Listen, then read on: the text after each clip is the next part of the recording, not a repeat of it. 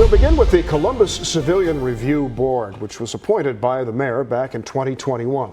The goal, to provide civilian oversight of police for the first time in the city's history. The recent string of police shootings is sparking calls for more oversight. But as Tom Bosco found out, the Civilian Review Board has its limitations. Tom?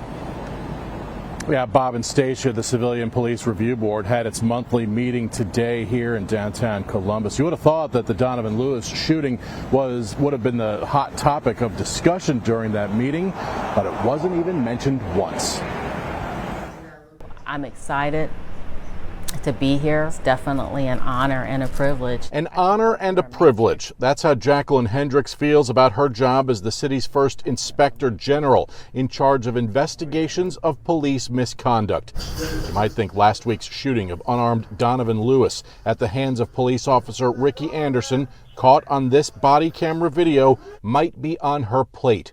You'd be wrong. We are an administrative agency, so we don't conduct criminal investigations. What would be... Hendricks answers to the Civilian Police Review Board. Here's what her office does for the board. Investigates citizen complaints about excessive force and about officer misconduct, and makes sure officers don't violate city or police policy.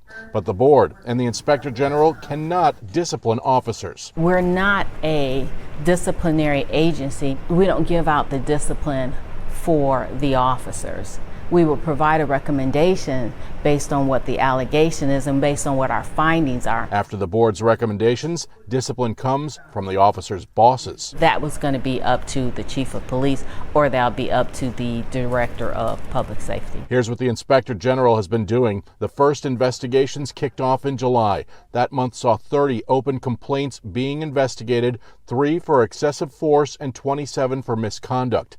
In August, the IG had 20 open complaints, 7 of those for excessive force and 13 for misconduct. Right now, there have been no reports generated from those investigations, but Hendricks says they're in the works. The investigations that my investigators do, they're very thorough, they're unbiased, and they're based on facts. They're based on what the policy is.